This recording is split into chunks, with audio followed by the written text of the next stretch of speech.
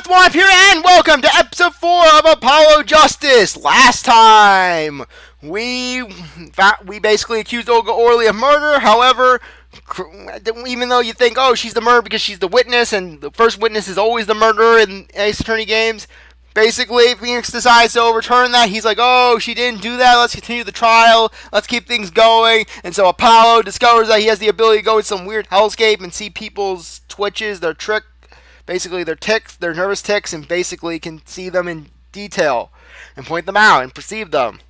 Anyways, we're going to continue on. What the heck's he talking about now? It was Mr. Smith, the victim, who was hit. Not you! Unless you're a ghost. You're a spooky ghost! This is a cross-examination, not a cross-wild conjecture! The witnesses' habits, they're completely irrelevant! Justice, I'll admit, I'm a bit confused myself. This is certainly a unique cross-examination. I trained you better than this, Mr. Justice. I did. I'll explain later, just trust me! Now's our only time to break her! Miss Orly, please testify in detail about the moment of the crime! The very moment! Yet, I am not knowing nothing. We know you're not Russian. The witness will testify, please, now. Bah, fine!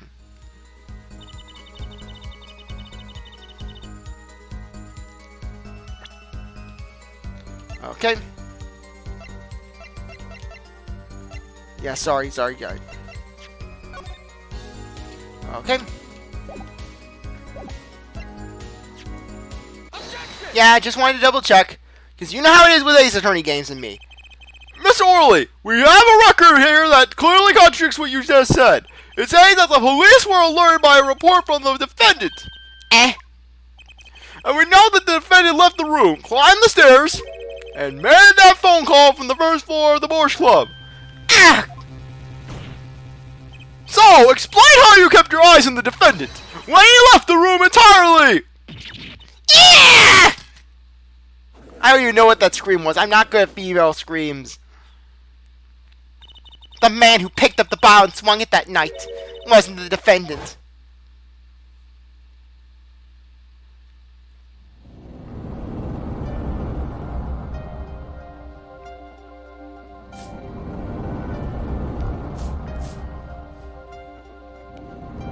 Showdown time!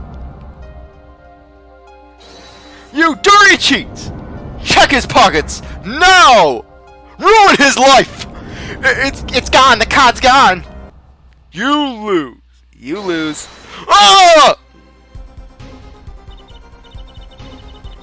Just then, Smith grabbed the ball from next to right, and he hit me.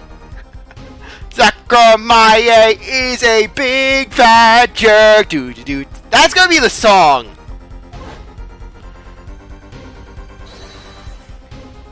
You. Sorry, didn't read the line. Eek! When I came to, the victim was already dead. Well, the victim was already dead. Is that it? That's why I couldn't reveal who I really was. If I came out that I was in league with Smith, I'd have been a suspect for sure. Well, where does this leave us? Madness! This is madness! No, this is Ace Attorney! I'm dreaming! It must have been me who was in with a bio and I'm imagining all this! That would actually be a pretty cool theory. The entire Ace Attorney series is basically just one big fever dream and Payne's really in a coma. It appears our prosecution is at his wit's end, and frankly, I can't blame him. Mr. Gavin, what do you think about this turn of events? Mr. Gavin, sir? I believe that, as the defense in this case, we are compelled to call Miss Orly a big fat liar. What? 3 were in that room the night of the murder. The defendant, victim, and her. And she has a motive. A motive? Her plot foiled the witness got into an argument with her client, Mr. Smith. And the denouncement of that argument was murder. What? I didn't. I'm no killer. It's a trap. Someone's trying to frame me.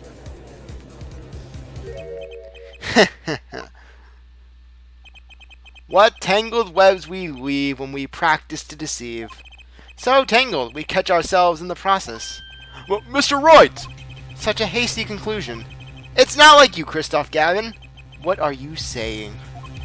Why not consider the other possibility? That there was another person in the room at the time of the murder.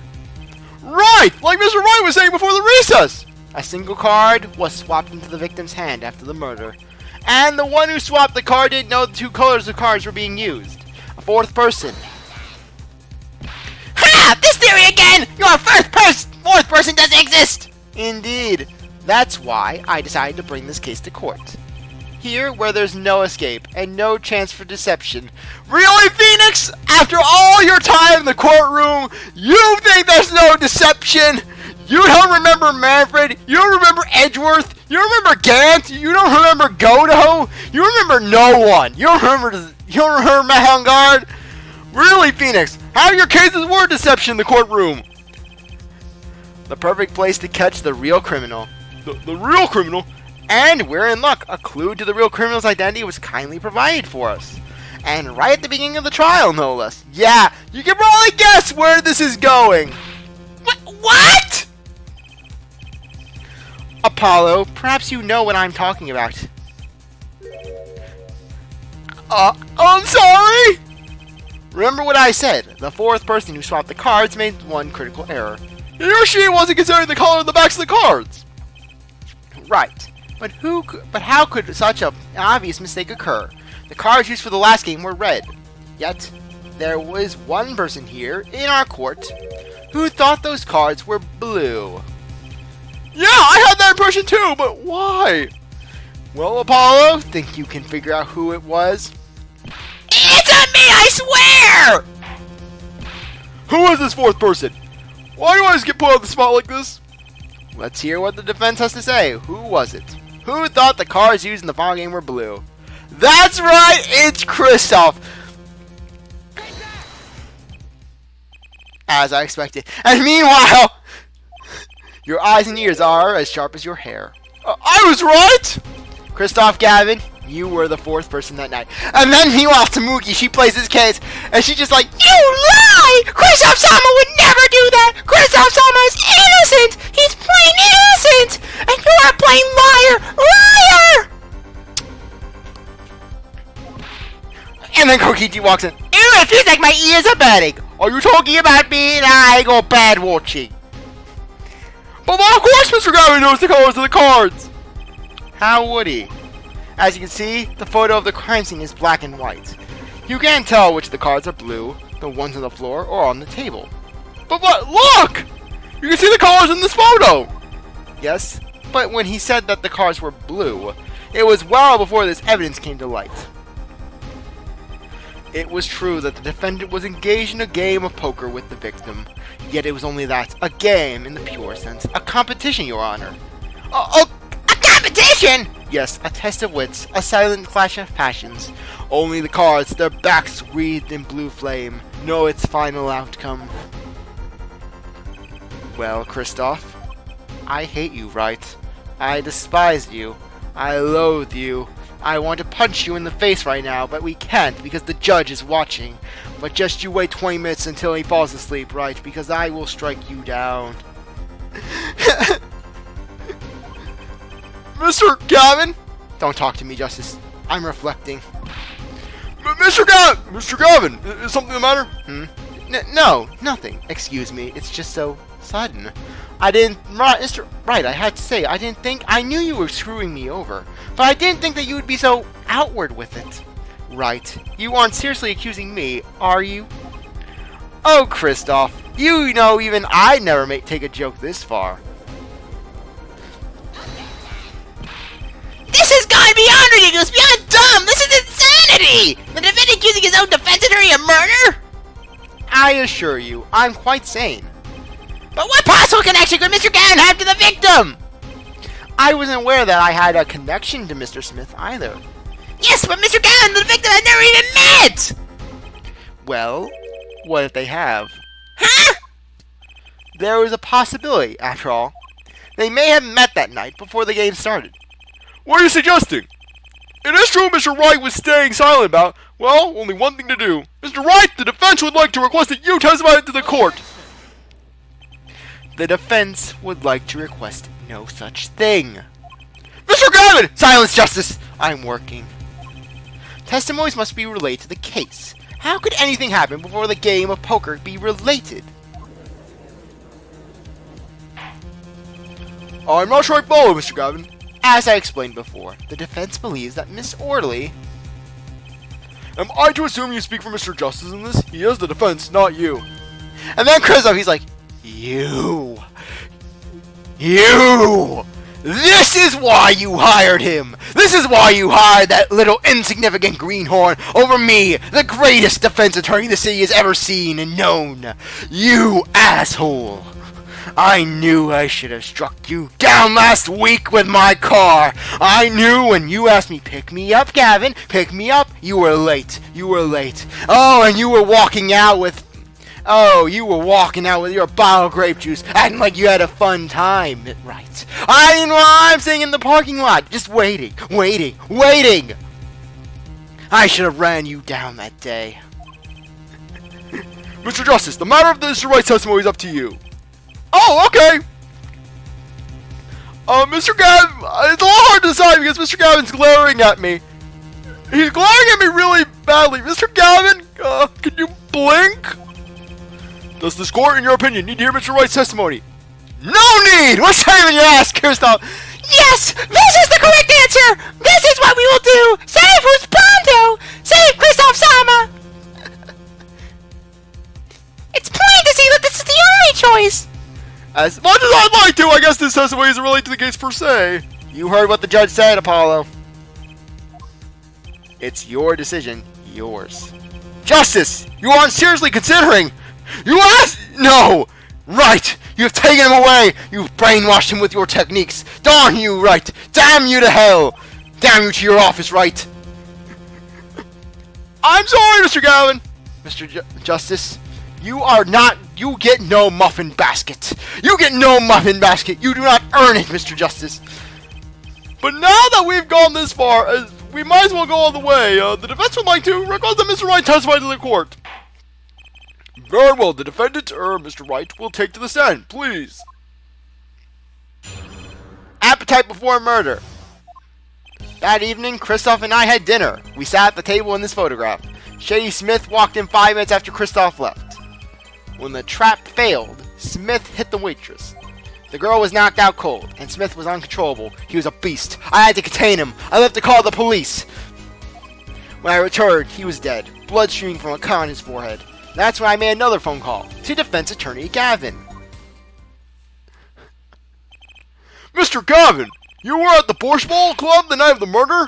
I dine with him rather frequently, and of course I make him treat me all the time. After all, I don't have lawyer money anymore, so I can't exactly pick up the bill. If only someone hadn't jeopardized my career. And he talked to the defendant on the phone directly after the murder? Quite against my will, I had become involved in a murder. I thought I might be in need of a lawyer, so I called him. A decision that I accepted because I am a friendly man. But yet I have come to regret that, right? Because, as I should have known, you screw me over at every turn. How have I screwed you, Kristoph? How have I screwed you in the past? Oh, let me think. How about 7 years worth of me having to take your daughter and your ex-assistant every week to get burgers? Well, I don't have lawyer money. Right? You don't need lawyer money to feed that Maya woman. You need the entire national treasury. Because she eats, and eats, and eats. She never stops, right? It's like throwing money into a black hole, right? Have you seen her? She claims she has 4 stomachs. She is a beast, an abomination of nature. You were playing this all along, weren't you, right? Just because you wanted to drag me into your little murder trial. The only thing I want is the truth. As I did back then, and now. But someone ruined that. I thought my office was doing you a favor when we took your defense. It appears that I was wrong. Very well. The defense may cross-examine the witness. Justice. Sir! He's lying. And you're going to expose him. Understood, sir. Mr. Gavin versus Mr. Wright. This can't end well. A clash of titans. Why can't I have a normal trial? Because the universe hates you, Apollo. The universe hates you with a great passion.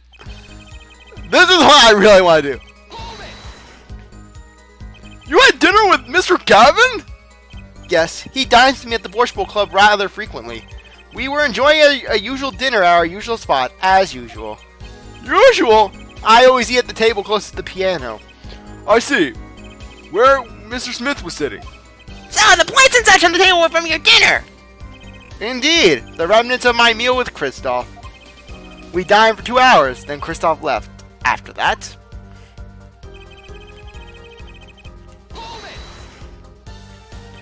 5 minutes? So the two of them could have passed by the restaurant during that time. That would have been a fateful encounter, to be sure. Oh, Mr. Wright, what was it you said? Kristoph, Gavin, and Jay Smith may have met.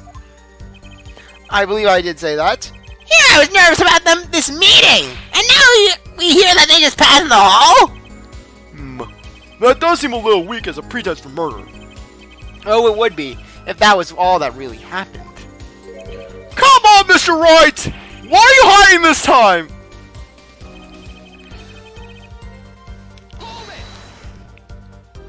About this failed trap! This is the same trap that Miss Olga Orley mentioned. The plan was simple, elegant really. You see, we set up a trap of sorts. I was to plant a card in Wright's pocket beforehand, and then deal 5 aces during one of the games. When the hands were revealed, Smith would call him out and search Wright. He would then pull out the planted card, and the trap would snap shut. You swapped the cards! Just like that, the legend would be dashed to pieces. Yes, a harmless prank, in essence. It was by a quirk of fate that I happened to discover it. A quirk? I happened to put my hand in my pocket and found a card. The card she planted? Yes, I snuck a peek at it and found it was the 5 of hearts. I had a feeling something might happen, so I disposed of the card before the game. Disposed where? There was an empty bottle of grape juice that I had been drinking right beside me. I threw the card inside the bottle. An empty bottle of grape juice? The murder weapon! Yes, I rolled it up and shoved it in. The colored glass makes it hard to see. A battle of wits between deceiver and the would-be deceived. That sounds like terrific drama. A car inside the murder weapon. That's strange. Did the police miss it in their investigation? Maybe I'll take a look.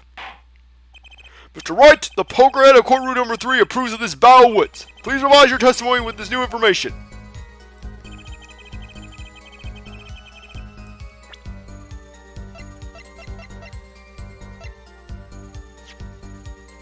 Okay. Okay, check.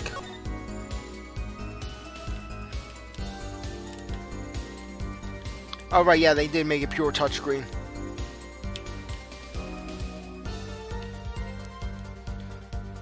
Check the bottle, too. Grape juice! How long has it been since I drank grape juice? Apparently, it's Mr. Wright's favorite drink. I wonder how well it goes with borscht.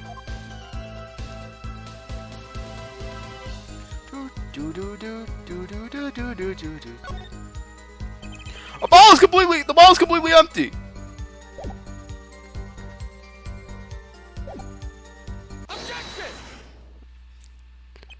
Mr. Wright, if I may. Yes. I found the bottle and I don't see any card in there. No. What, Mr. Wright? Surely, isn't ... isn't all you have to say for yourself? I can't say that I know what happened to the card. I did put it in that bottle, however... Huh? Perhaps a 5th person came and took it out. Oh, and a 6th person could have helped. And then a 7th person drove them away from the scene so they could go out for ice cream. And then an 8th person was there to serve as the scribe, recording it for future generations. And then there was a 9th person that Wright hired specifically to flip me the bird. Mr. Gavin, Mr. Wright is your client. He's an asshole. He's been an asshole for 7 years. For the 7 years I've had the displeasure of knowing him. My apologies, Your Honor. I wouldn't have you disparaging our investigation either! We looked inside that bottle, there was nothing! So what's going on? Is Mr. Wright hoodwinking us again? Or did the card just disappear? In any case, please continue your cross-examination. I'm afraid decisive contradictions call for decisive evidence. Oh! Push him harder, Justice. Break him. Do it, Justice! Mr. Gavin, you're scaring me. Good, I should scare you.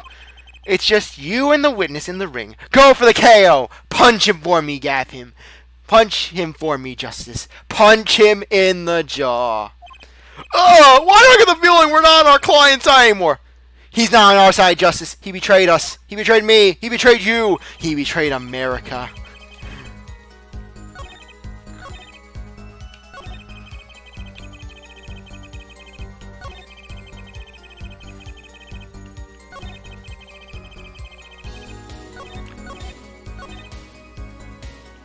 Okay. This was a good one. This one's a good one. Could you explain why you call Mr. Gavin? I'd obviously gotten involved in a rather sticky affair. And I figured Kristoph's law offices would give me a friend rate for my defense fees. Yes, Phoenix-wide the friends and family discount. Glad to hear you intend to pay. Frankly, I thought you'd be like all your previous clients and you would just chip me and I'd have to go pro bono, right? And mind you, I am not a fan of just writing it off on my taxes. I have bills, right? I have expenses. Mind you, I had to get a second mortgage to fee on my apartment to pay for your ex-assistant and your daughter burgers last week. Mind you, they went really bad. I couldn't get them away from the burgers. Oh, I'll pay in full, Kristoph. It was I who got you involved, after all. You may find the price of your defense quite high, good friend. Quite high. Is this the truth that Mr. Wright was talking about? Justice, you know what you have to do. Break him. Shatter his soul, Justice. He's lying. Expose him. Now. Yes, sir! I have to think, what was Mr. Wright trying to tell me with that testimony? The truth has to be in there somewhere.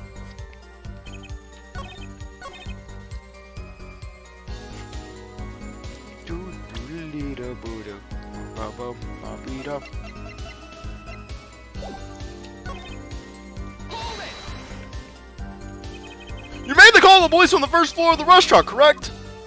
Exactly. Cell phones don't get a signal down the hideout. Was anyone else on the first floor at the time? Not a soul. It was the middle of the night, after all. So there, in the darkened restaurant, I called the cops. After making the call, I returned to the hideout. It didn't seem right to leave the injured waitress alone.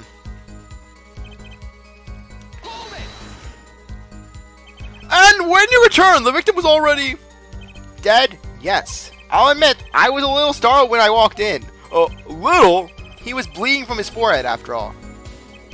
I guess I'd be startled too if I walked in on a scene like that.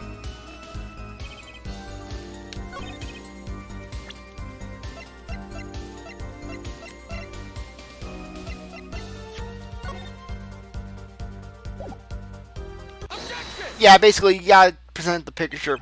Mr. Wright, if I may? Yes.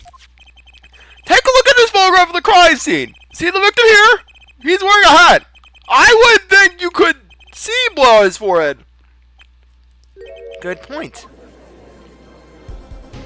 Justice. Next time you point out an inconsistency, put a little more oomph into it.